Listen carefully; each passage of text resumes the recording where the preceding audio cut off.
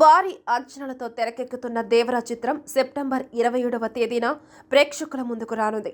కొరటాల శివ దర్శకత్వంలో తెరకెక్కుతున్న ఈ సినిమా కోసం అభిమానులంతా ఆతృతగా ఎదురుచూస్తున్నారు. ఈ సినిమాను కాలిఫోర్నియాలోని లాస్ ఏంజల్స్లో జరిగే అతిపెద్ద జానర్ ఫిల్మ్ ఫెస్టివల్ బియాండ్ ఫెస్ట్లో సెప్టెంబర్ 26వ తేదీన ఈజిప్షియన్ థియేటర్లో ప్రదర్శించనున్నారు. హాలీవుడ్లో ఒక్కరోజు ముందే దేవర రిలీజ్ అవుతుండటంతో తారక్ ఫ్యాన్స్ ఎగిరి గంతులేస్తున్నారు. ప్రస్తుతం దేవర సినిమాపై చిత్ర బృందం హైప్ పెంచే పనిలో పడిపోయారు. ఈ క్రమంలో దేవర నుంచి సాంగ్స్, ట్రైలర్, పోస్టర్లు విడుదల చేస్తూ జనాల్లో క్యూరియాసిటీని పెంచుతున్నారు.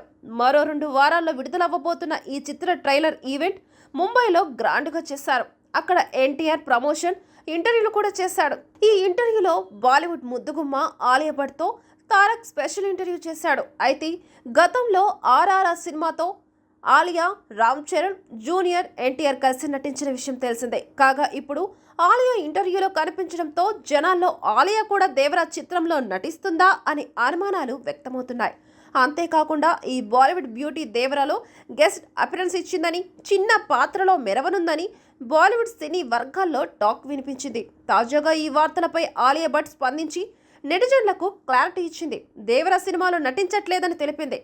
జస్ట్ ప్రమోషన్స్ కోసం తారక్ను మీట్ అయ్యారని వెల్లడించింది. ఇక ఆలియా జిగ్రా చిత్రంలో నటిస్తుంది. త్వరలోనే ఈ మూవీ ప్రేక్షకుల ముందుకి రానుంది.